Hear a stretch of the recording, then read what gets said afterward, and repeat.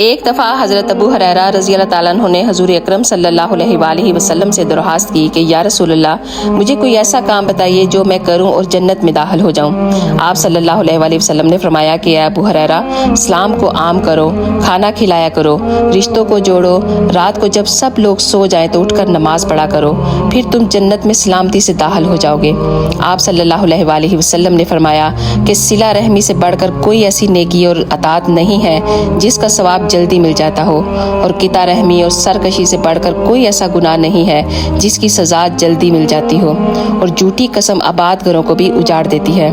آپ صلی اللہ علیہ وآلہ وسلم نے فرمایا جسے یہ پسند ہو کہ اس کی عمر لمبی کی جائے، اس کے رزق میں اضافہ ہو اور وہ بری موت سے بچا رہے، اسے چاہیے کہ اللہ تعالیٰ سے ڈرے اور رشتے جوڑے۔ آپ صلی اللہ علیہ وآلہ وسلم نے فرمایا جو اللہ اور یوم آخرت پر ایمان رکھتا ہے وہ اپنے مہمان کی عزت افزائی کرتا ہے